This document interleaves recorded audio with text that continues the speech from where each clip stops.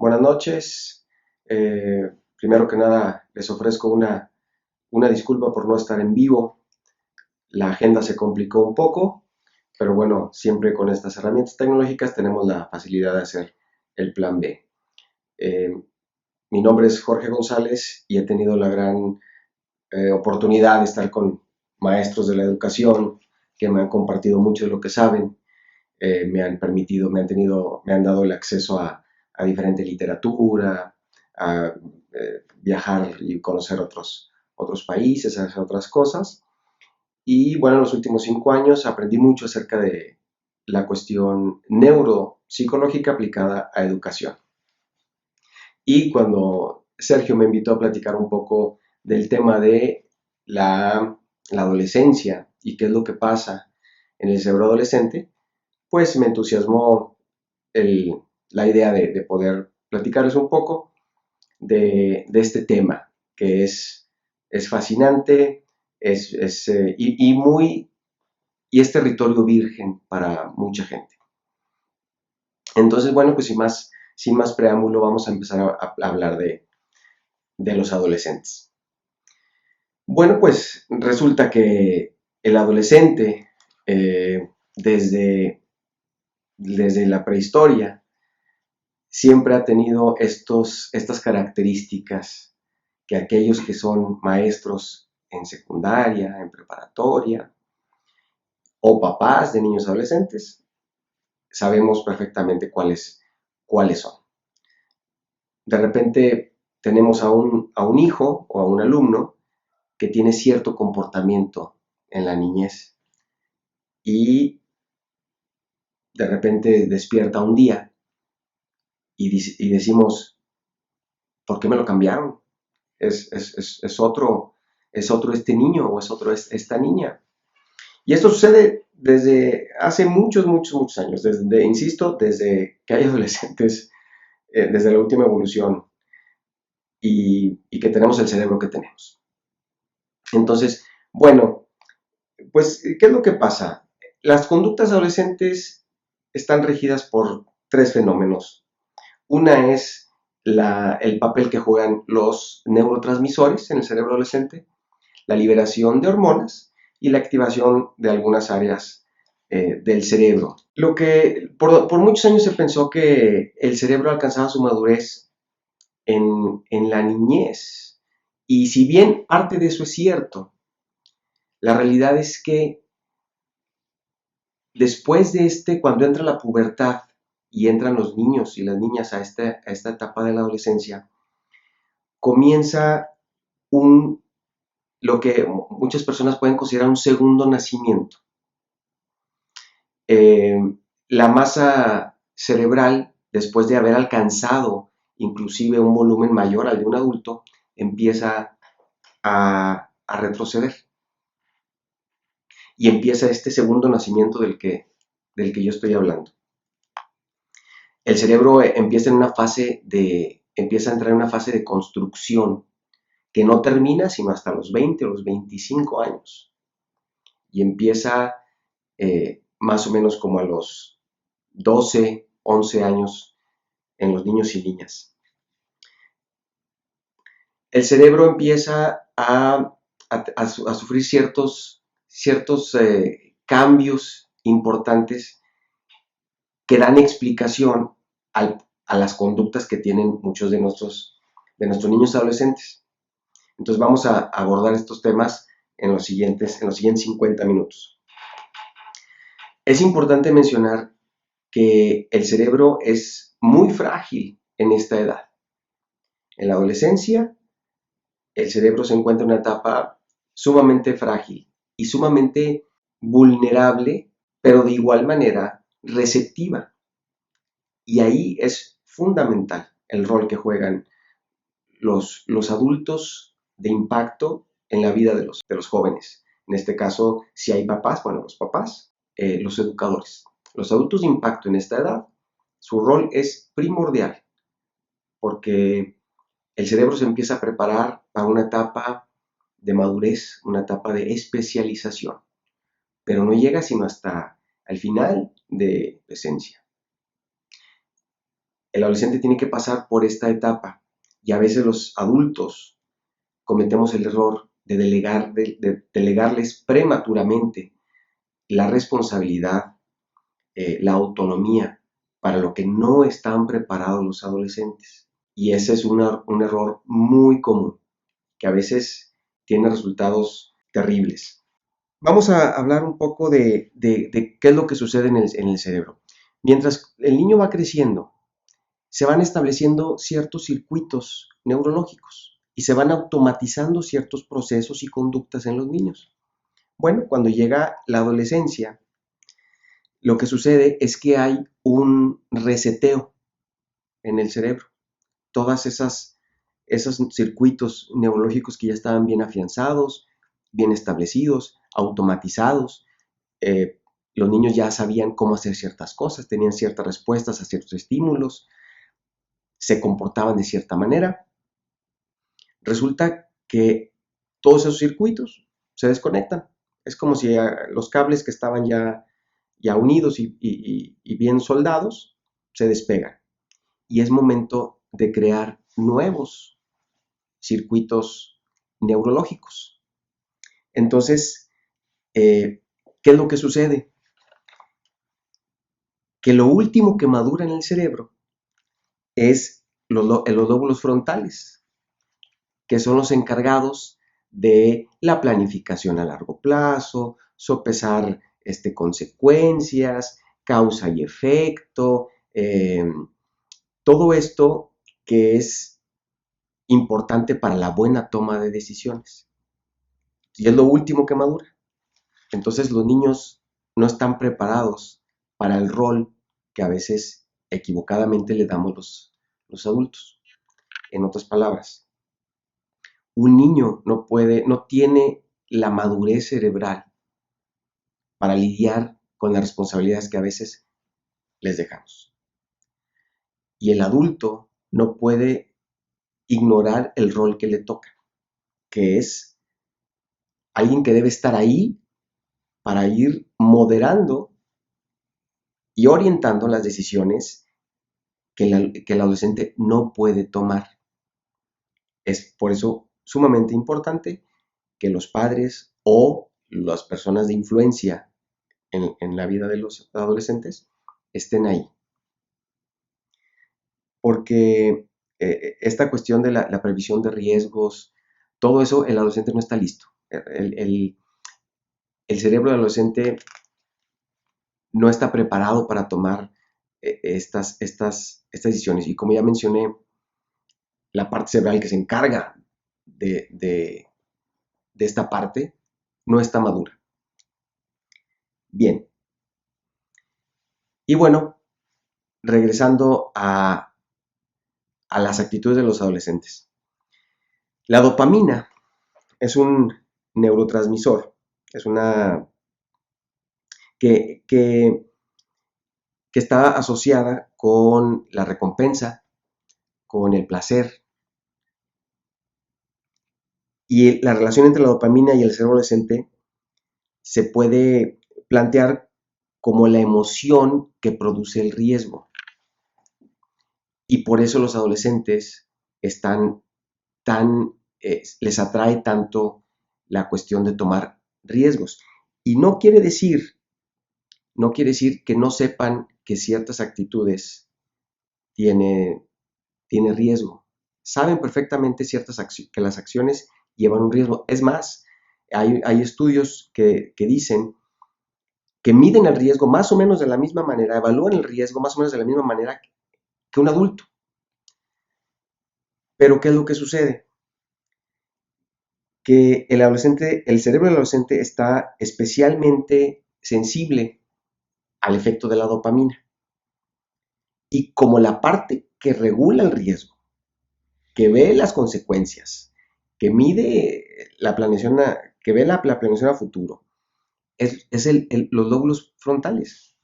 Entonces, el muchacho es muy sensible y muy propenso a tomar estas decisiones o estas malas decisiones porque están sensibles a la dopamina y al final es parte de la evolución del cerebro y es una cuestión evolutiva. Es decir, por qué en la adolescencia, en ese camino hacia la adultez, el muchacho busca el riesgo? Bueno, pues resulta que si no se activaran estas partes, el ser humano nunca se hubiera aventurado a salir de la cueva, a ir un poquito más lejos de lo ya conocido, a lo mejor a buscar otro tipo de alimento. Estas partes del cerebro se activan, entonces es lo que ha hecho que el hombre haya evolucionado y haya expandido sus fronteras. Bueno, esto sigue pasando en el cerebro de los adolescentes. ¿Cuál es la diferencia?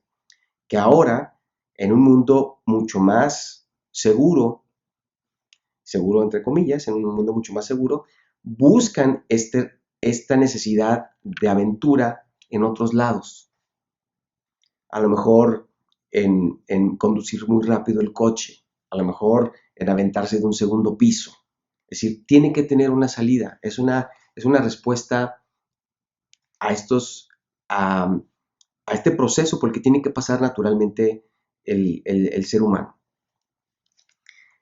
Bien, entonces, y siempre voy a estar mencionando que es por eso bien importante que los papás, que los maestros estén, tienen que estar, tienen que subsidiar la falta de esta parte de los adolescentes. Ellos tienen que cuestionar, tienen que hacer preguntas al adolescente, tienen que hacerlos que piensen antes de tomar una decisión, tener conversaciones con ellos. También esperar aquellos momentos en donde el adolescente abre esa ventana para esa conversación franca. Pero tenemos que estar muy sensibles los adultos a esos momentos que son pocos y no son muy seguidos, dependiendo de la situación familiar, pero en la generalidad así es. Cuando el adolescente diga, oye papá, oye mamá, ahí, ese indicador me quiere decir algo. Es momento para estar ahí. Seguramente van a contar algo, seguramente van a preguntar algo, a lo mejor no directamente, pero nosotros como adultos tenemos que estar bien atentos a esos momentos para poder intervenir. No tenemos que estar bien conscientes de que los adultos somos el regulador del adolescente en muchas situaciones. El cerebro del adolescente no está preparado para tomar decisiones importantes. Necesita la orientación, el apoyo, la asesoría, el coaching de un adulto. Y principalmente los adultos de mayor impacto en la vida del adolescente. Si eso lo son los papás, los maestros. Bien. Ahora, otro de los fenómenos que suceden en el cerebro del adolescente es que se genera más testosterona, que la testosterona está presente tanto en los niños como como en las niñas. Y los altos niveles de testosterona, junto con la dopamina, generan una mayor tendencia a los riesgos. Entonces, ojo aquí, es importante. Una relación insatisfactoria con los papás, combinado con altos niveles de testosterona, que es un proceso normal en los niños, y una alta dosis de dopamina, pueden provocar síntomas depresivos en los niños. Y en las niñas, con bajos niveles de testosterona y relaciones problemáticas con la mamá, van a llevar a esa niña a tomar riesgos mayores. Entonces, ojo, la relación familiar en los niños antes de que lleguen a la adolescencia es fundamental. si no tuvieron una infancia con seguridad, con cariño, con amor, las situaciones en la adolescencia se van a ver impactadas, van a ser más severas los momentos de crisis natural por esto que están viviendo los chavos y las chavas. Entonces, por eso, bueno, y la buena noticia es que tanto los niños como las niñas que tienen buenas relaciones familiares, los niveles altos o bajos de testosterona no influyen tanto en las decisiones impulsivas o en la búsqueda de los retos descontrolados. Entonces, eh, como formadores, tenemos dos momentos para poder influir fuertemente en la vida de nuestros niños o de nuestros alumnos. Es en la infancia temprana y después en la adolescencia. Y lo que no se hizo en la infancia temprana, tenemos una segunda oportunidad en la adolescencia. Pero si tuvimos problemas en la infancia temprana, vamos a tener más dificultades en la adolescencia. Entonces, todo este conocimiento es importante para saber, uno, para entenderlos y dos, para saber cómo actuar con ellos, para mejorar el prospecto de esa adolescencia. El siguiente tema relacionado con la adolescencia y las conductas de los adolescentes y esto es una pregunta para que ustedes que están en casa la piensen. Calculen cuántas horas está durmiendo en promedio su niño adolescente. Piénsenlo. Si son maestros, pregúntenle a sus alumnos. ¿Cuántas horas en promedio creen que están durmiendo los adolescentes? ¿6? ¿7? ¿8? Bueno, piénsenlo y pregunten, porque vamos a hablar ahora de la relación que hay entre la adolescencia y el sueño. Bueno, tenemos que reconocer que los adolescentes tienen una fascinación por la noche y todo lo que eso conlleva. Y también el miedo que nos da a los papás y a los adultos que tenemos adolescentes a nuestro cargo de esa fascinación, porque sabemos lo que existe o lo que puede suceder en la noche, que a los adolescentes les fascina. Bueno, el humano se mueve con el sol. El cerebro produce una hormona llamada melatonina y que regula el ciclo del sueño y la vigilia. Entonces, y se empieza a medida que vamos envejeciendo, se va disminuyendo la actividad de la glándula pineal, que es la que produce la melatonina, y por eso dormimos menos. Y en los adolescentes está engrandecida, es decir, produce más. Y por eso los adolescentes no solo necesitan las 8 horas que necesitamos la mayoría de los adultos, necesitan más o menos 2 horas más de sueño. Entonces, el adolescente necesita entre 9 y 10 horas de sueño. Entonces, ¿qué sucede acá? Que mientras los niños y los adultos jóvenes empiezan a sentir sueño a cierta hora después de un tiempo que se pone el sol, esto se le llama el ritmo circadiano, es decir, nosotros estamos acostumbrados a funcionar con el sol, estamos hechos para estar despiertos cuando hay sol y a dormir cuando no hay sol. Y esto se ha alterado con la cuestión de la luz artificial.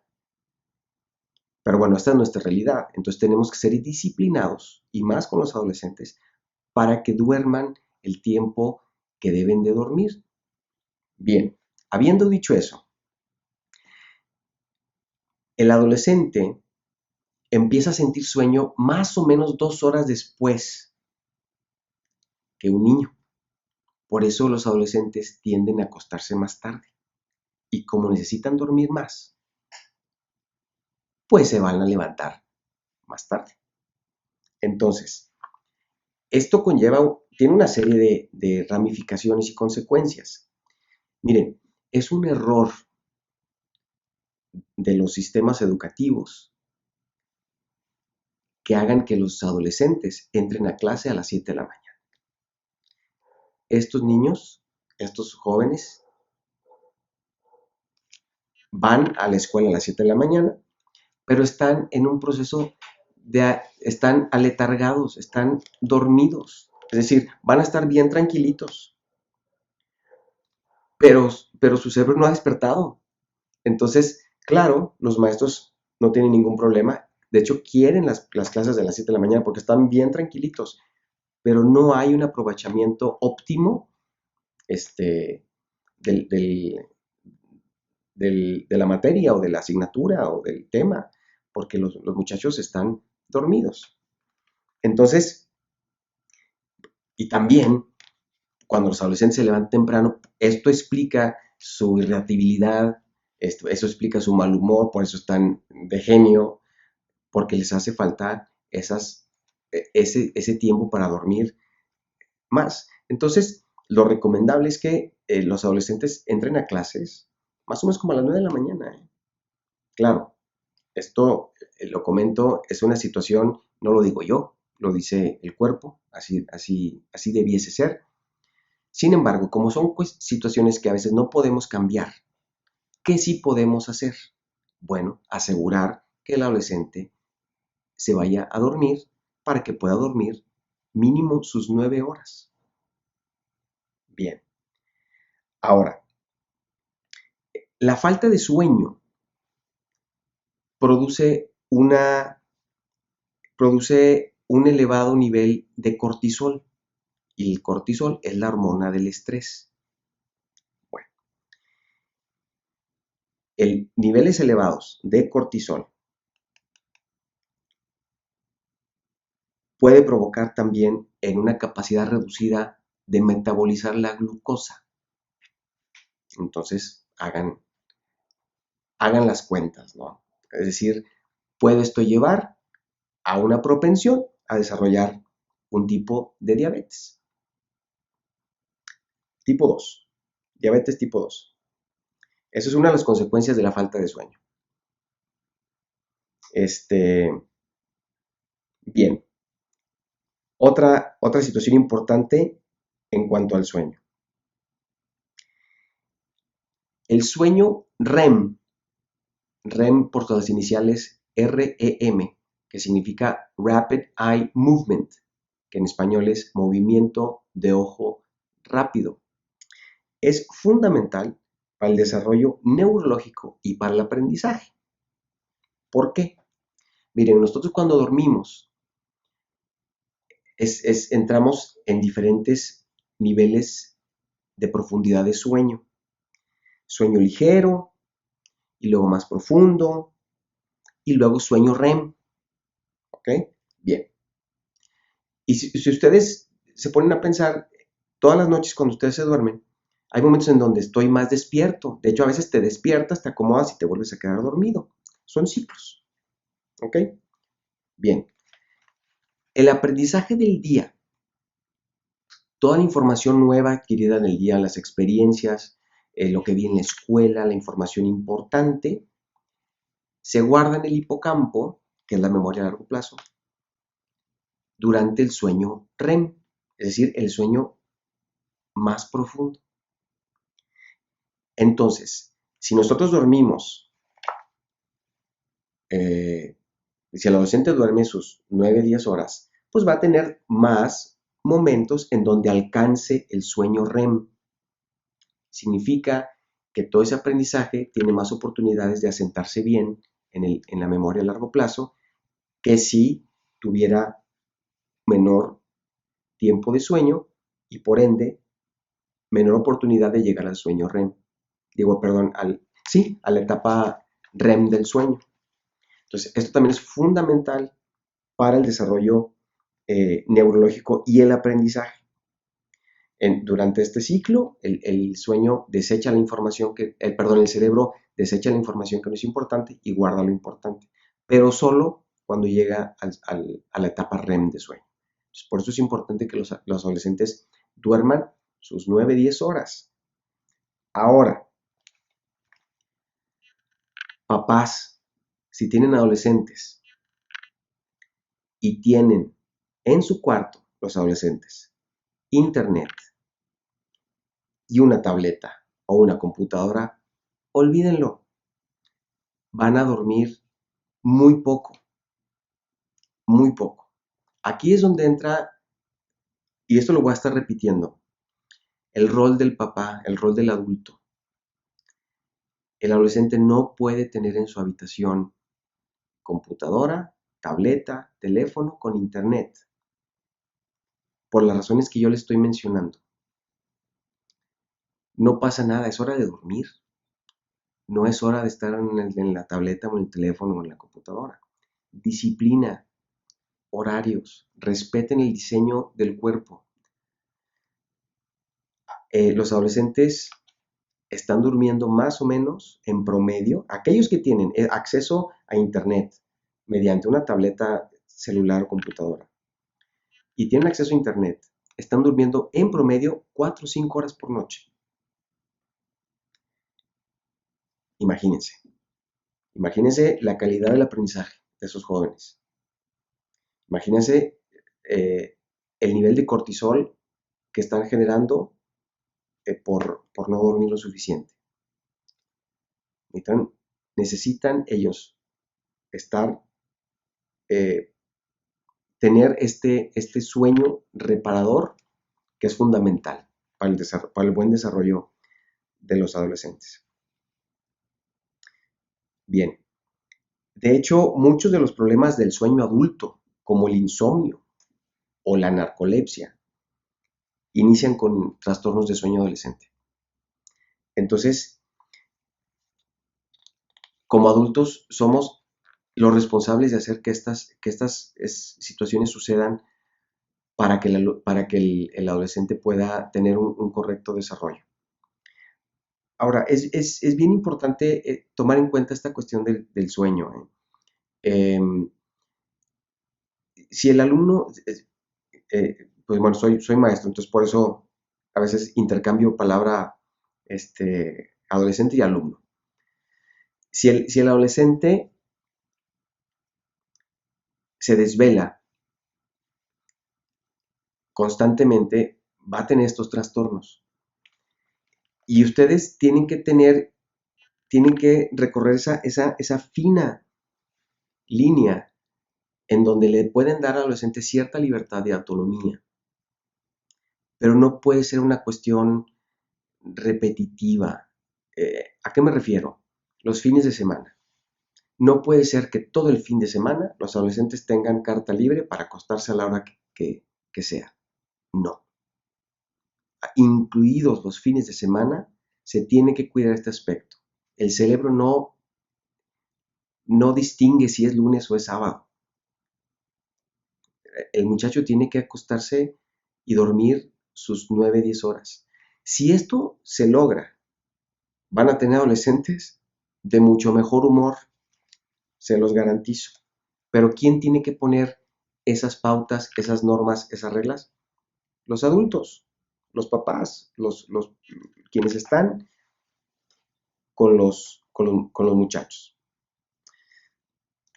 Muy bien. Ahora, vamos a platicar. Bueno, les voy a hacer otra pregunta. Piensen cuáles serán los enemigos del cerebro adolescente. Pues ya vimos uno, y uno son las desveladas. Este es enemigo del cerebro adolescente. Piensen cuáles pueden ser otros enemigos del cerebro adolescente.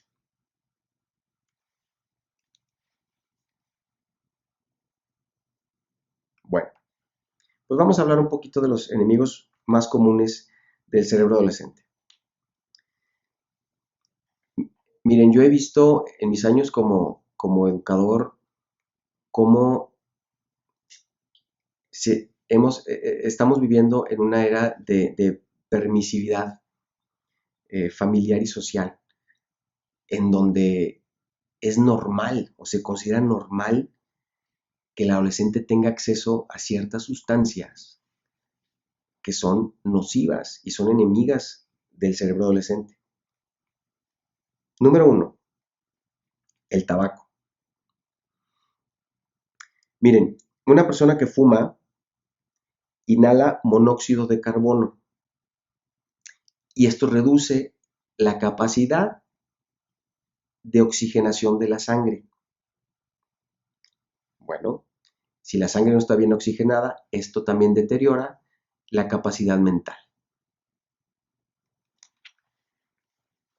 Bien, la exposición regular a la nicotina y al monóxido de carbono durante la adolescencia puede llevar a una reducción permanente en la capacidad mental. Y yo creo que nadie de nosotros quiere tener un hijo, un sobrino, alumnos con una reducida capacidad mental. Y yo trabajo en una universidad y yo veo la gran cantidad de adolescentes que fuman. Muchos de ellos, sus papás, con el consentimiento de los papás. Y es un error. La nicotina influye al menos en 20 diferentes neurotransmisores. Y esto tiene severas consecuencias. Hay una mayor propensión a infecciones, a depresión. Entonces, sabiendo esto, tenemos que decir no. Es así de fácil. No. Y hay que preguntarle al adolescente, ¿por qué quieres fumar? Miren, esto es bien importante. Con el adolescente, el rollo no funciona, ¿eh? Los monólogos, la retórica, los sermones no funcionan. ¿Qué implica? El adolescente está especialmente sensible a la congruencia. Ojo, ser papá, nadie dijo que ser papá o ser educador es fácil, ¿eh? El adolescente está viendo en dónde somos incongruentes. Entonces, ustedes tienen que ser ejemplo, tienen que ser un rol, un modelo a aspirar. Tienen que ser personas ilustradas, algo que el adolescente admire, que quiera llegar, que quiera aspirar a ser. Y esto también es una prueba de conciencia para todos los adultos que están viendo este video. De verdad, el rollo no funciona con los adolescentes. Son muy especialmente sensibles en la congruencia. Si les dicen que no fumen y ustedes fuman, va a ser bien complicado que el adolescente no fume. Si ustedes toman, el adolescente es bien complicado que no lo haga.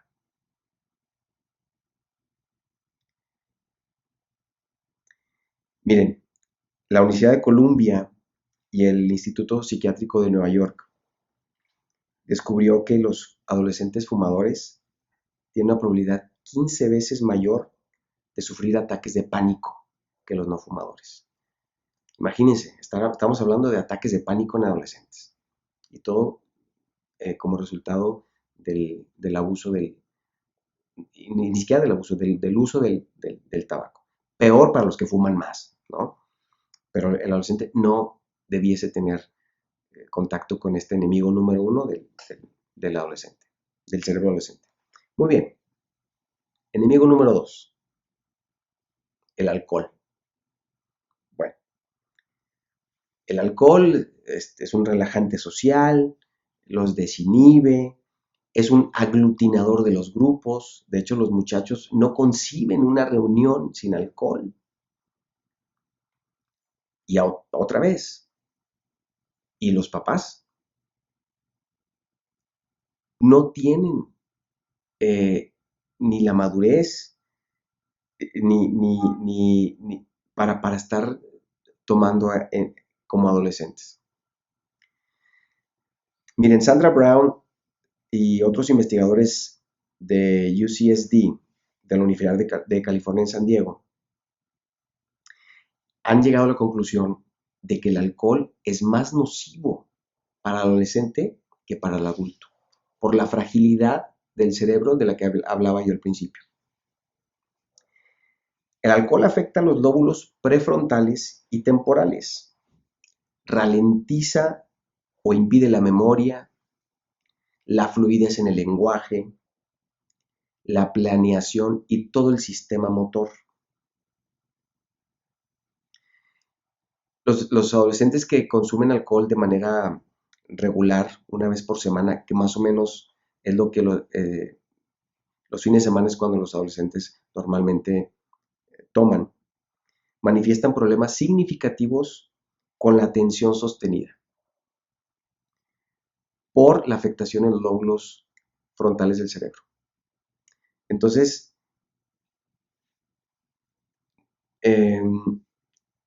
esto es, insisto, no es una postura personal, son lo que sucede dentro del cerebro de los adolescentes y lo que sucede en el cerebro de los adolescentes. Insisto, yo creo que nadie quiere un niño con una capacidad limitada de atención. Bien, miren, otro investigador que se apellida Swartzwelder, se llama Scott, de la Universidad de Duke. Él determinó que un adolescente que bebe 2 dosis de alcohol al día durante 2 años sufre una reducción del 10% en la memoria. Otra vez, una capacidad de memoria reducida. Los chicos que empiezan a beber antes de los 15 años tienen una probabilidad 5 veces mayor de convertirse en adultos alcohólicos. 7 veces más de participar en un accidente.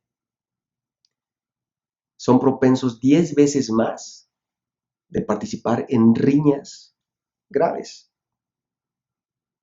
Y 12 veces más de sufrir heridas severas, heridas de consideración por el alcohol.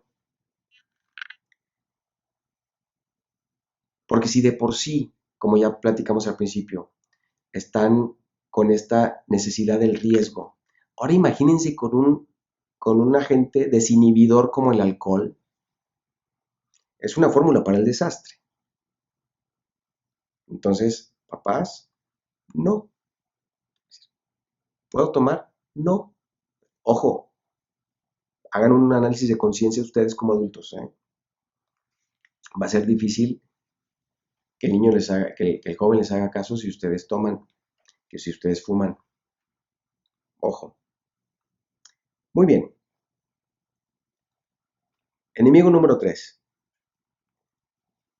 El cannabis, la marihuana.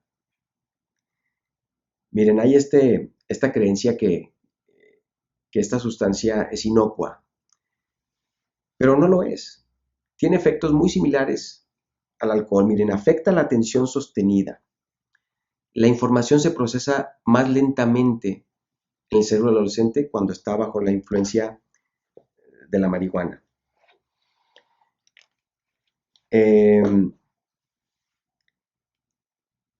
Los adolescentes cuando están bajo la influencia de la marihuana tienden, otra vez, son efectos muy parecidos al alcohol, tienden a actuar en forma exagerada.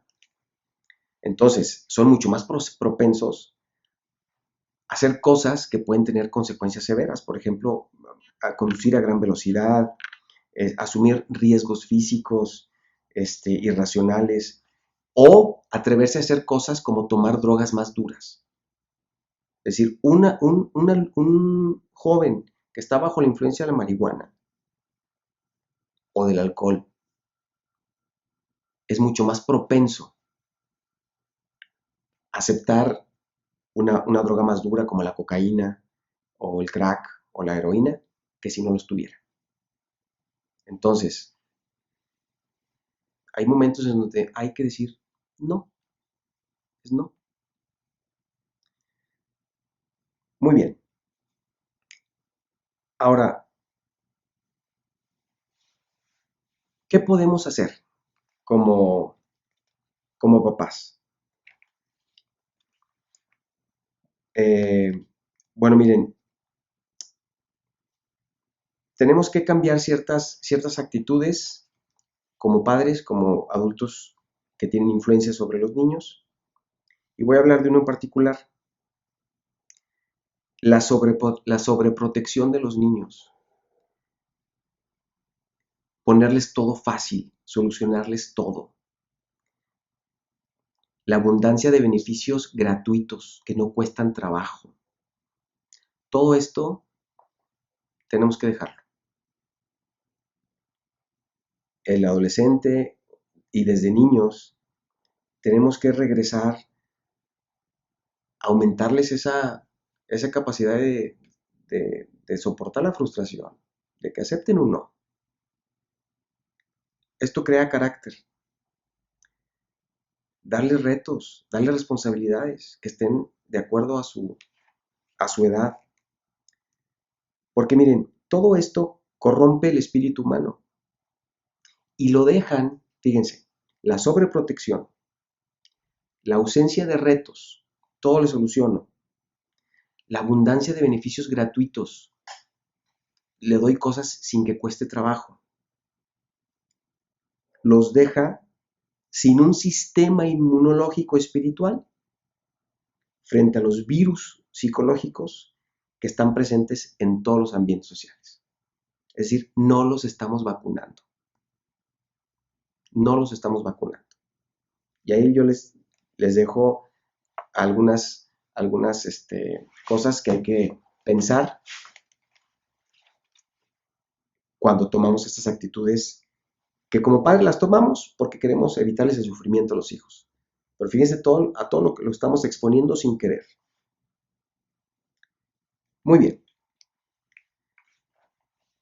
Voy a hablar brevemente acerca de algunas de las diferencias entre el cerebro de los niños y de las niñas, que sí son diferentes, ¿eh?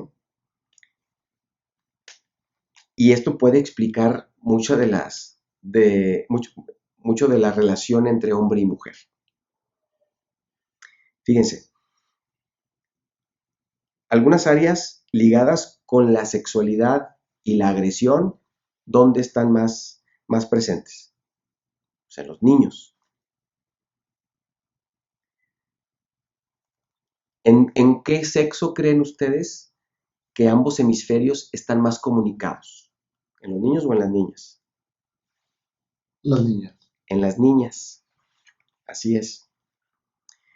Miren, en términos evolutivos, el cerebro del hombre está enfocado a la acción, a hacer, ¿ok? No lo digo yo, así está el cerebro de los niños, de los hombres. El cerebro de las mujeres, de las niñas, el énfasis está en la emoción y en la relación. Por eso el rol de los hombres es uno y el rol de las mujeres es otro. Y ha sido desde siempre. No lo digo yo, no lo dice la sociedad, no lo dice una tendencia, no lo dice cualquier tendencia política o religiosa. Así es el cerebro.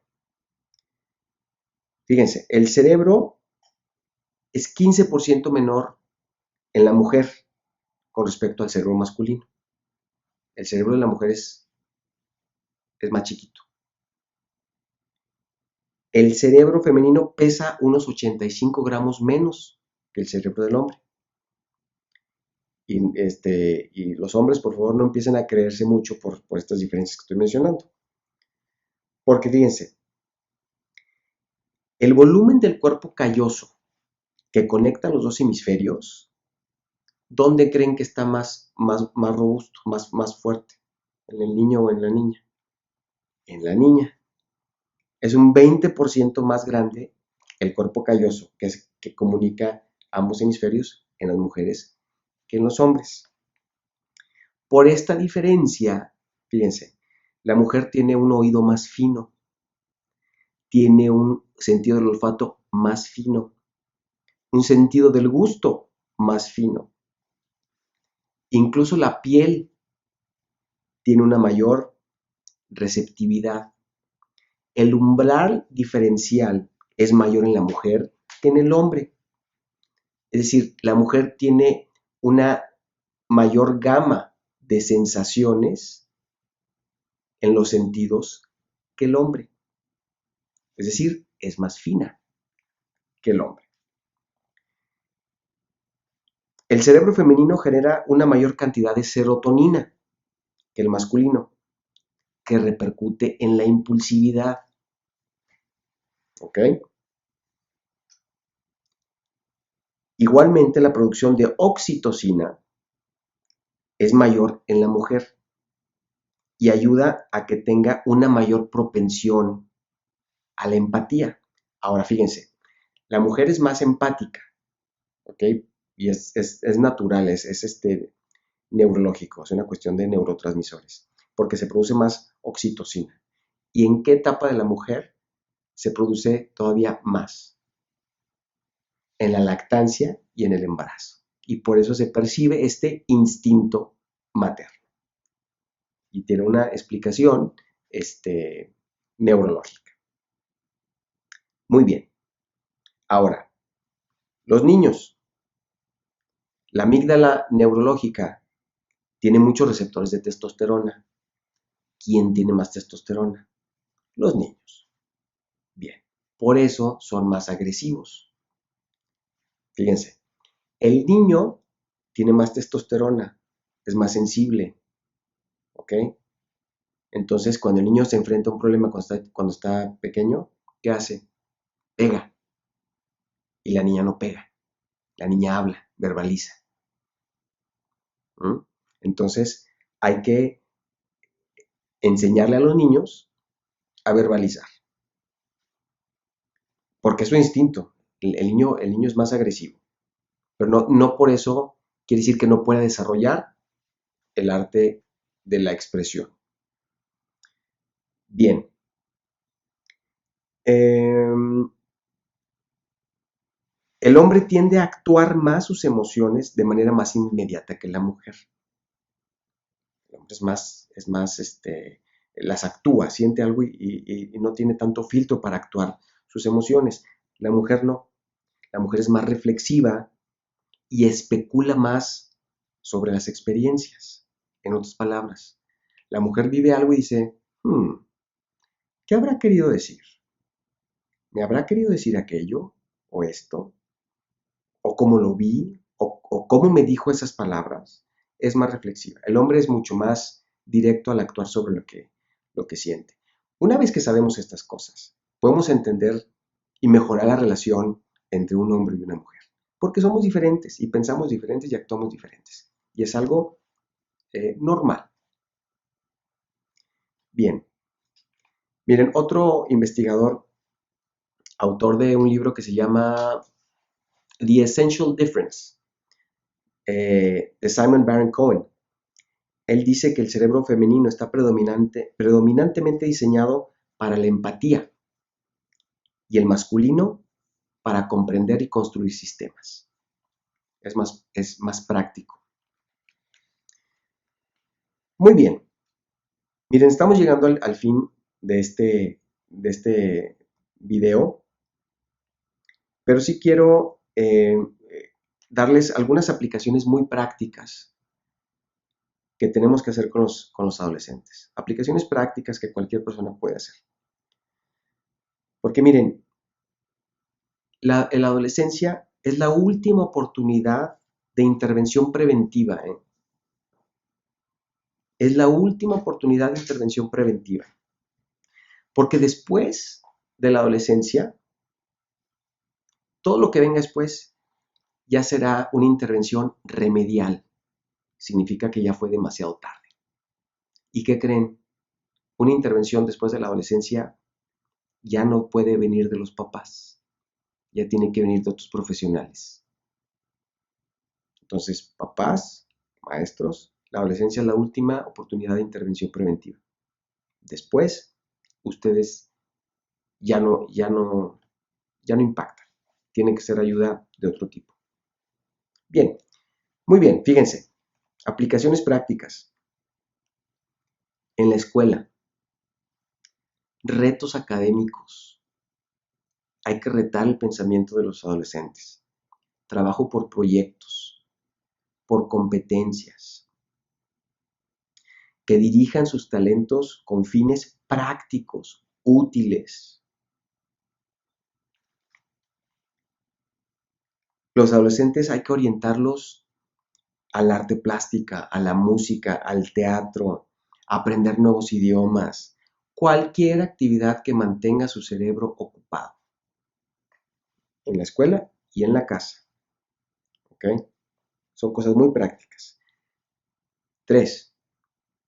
Que practiquen un deporte. Es fundamental que el adolescente salga de ese estado sedentario. Pasan mucho tiempo haciendo nada. Y un cerebro se desarrolla mucho mejor cuando el cuerpo está en movimiento. Un adolescente que se mueve es más sano psicológicamente que uno sedentario. Pónganse a pensar esto. Hay veces que uno está pensando o está hablando por teléfono con una persona y a veces uno está caminando.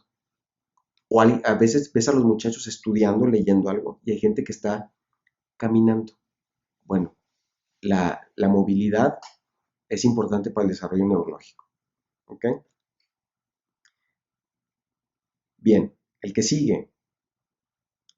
El adolescente no puede romper con este ritmo circadiano del que estaba yo hablando. El sueño, súper importante. El orden, la rutina, un sistema, son partes fundamentales de una salud física y mental. El adolescente tiene que tener estructura, pero ¿quién va a determinar esa estructura? Los papás, los maestros. Gran parte de su irritabilidad y mal humor, así como la falta de estímulo para el trabajo académico, tiene su razón en la falta de respeto a este ritmo circadiano. En otras palabras, tienen que dormir más. ¿Por qué? ¿Cuántas horas más necesitan sueño? Más o menos 2 horas más de sueño. Muy bien. Entonces, no celulares, no internet, no computadora en la habitación de los adolescentes. El que sigue. Es indispensable el crecimiento de la palabra. Necesitan más tiempo para la lectura, para la reflexión, para que pasen del manejo de la imagen a la gestión de la palabra. Es decir, los adolescentes tienen que salir de las etapas primitivas del desarrollo intelectual. Tienen que utilizar más la palabra, tienen que empezar a leer más, a cultivarse más. Es fundamental para el desarrollo mental de los adolescentes. Y también va a ser difícil que lo hagan si ustedes como adultos no leen, si ustedes como maestros no leen. Por último, es importante que hagan trabajo social, porque de esta manera van a despertar la inteligencia social y la capacidad de empatía. El adolescente necesita descubrir a la persona que tiene enfrente.